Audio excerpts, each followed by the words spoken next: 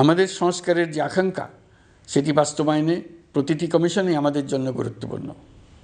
তবে নির্বাচন ব্যবস্থা সংস্কার ও সংবিধান সংস্কার কমিশনের কথা আমি একটু আলাদাভাবে বলতে চাই। কেননা এই দুটি কমিশনের সুপারিশের উপর প্রধানত নির্ভর করছে আমাদের আগামী নির্বাচন প্রস্তুতি ও তারিখ।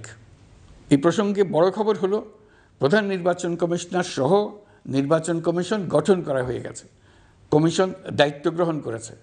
এখন থেকে তাদের হাতে দায়িত্ব ন্যস্ত হলো ভবিষ্যৎ সরকার গঠন করার প্রক্রিয়া শুরু করার। তারা তাদের প্রস্তুতির কাজ শুরু করেছেন।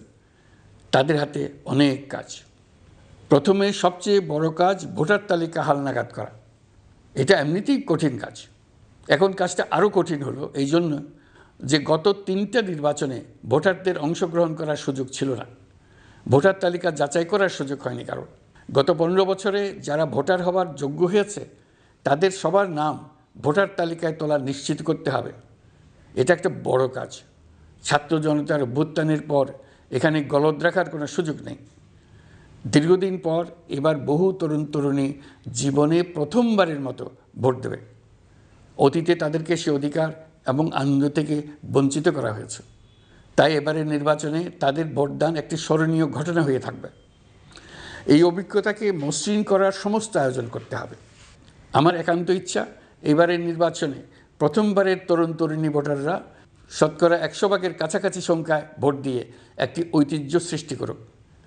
নির্বাচন কমিশন এবং সকল সামাজিক প্রতিষ্ঠান ও রাজনৈতিক দলের প্রতি আমার আহ্বান, সবাই মিলে আমরা যেন ওই লক্ষ্য অর্জনে নানা প্রকার সৃজনশীল কর্মসূচি গ্রহণ করি। বিশেষ মনোযোগ দিয়ে ভুয়া ভোটারদেরকে তালিকা থেকে বের করে দিতে হবে। এবার আমরা প্রবাসী বাংলাদেশিদেরকে ভোট দেওয়া নিশ্চিত করতে চাই। অতীতে আমরা এই ব্যাপারে অনেকবার আশ্বাসের কথা শুনেছি। এই সরকারের আমলে এটা যেন প্রথমবারের মতো বাস্তবায়িত হয়, এটা আমরা নিশ্চিত করতে চাই। তবে রাজনৈতিক ঐকমত্যের কারণে আমাদেরকে যদি অল্প কিছু সংস্কার করে ভোটার তালিকা নির্ভুলভাবে তৈরি করার ভিত্তিতে নির্বাচন সম্পন্ন করতে হয়, তাহলে 2025 সালের শেষের দিকে নির্বাচন অনুষ্ঠান হয়তো সম্ভব হবে। মোটা দাগে বলা যায় 2025 সালের শেষ দিক থেকে 2026 সালের প্রথমার্ধের মধ্যে নির্বাচনের সময় নির্ধারণ করা যায়। যেহেতু জাতীয় ঐকমত্য প্রতিষ্ঠা করা অন্তর্বর্তীকালীন সরকারের অতি গুরুত্বপূর্ণ দায়িত্ব, তা বিবেচনা করে আমি এই কমিশনের চেয়ারম্যানের দায়িত্ব পালন করব। আমার সাথে এই কমিশনের সহসভাপতির দায়িত্ব পালন করবেন অধ্যাপক আলী রিয়াজ।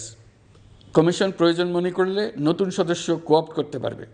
প্রথম 6টি কমিশনের চূড়ান্ত প্রতিবেদন পাওয়ার পর আগামী মাসেই জাতীয় ঐকমত্য গঠন কমিশন তার কাজ শুরু করতে পারবে বলে আমি আশা করছি।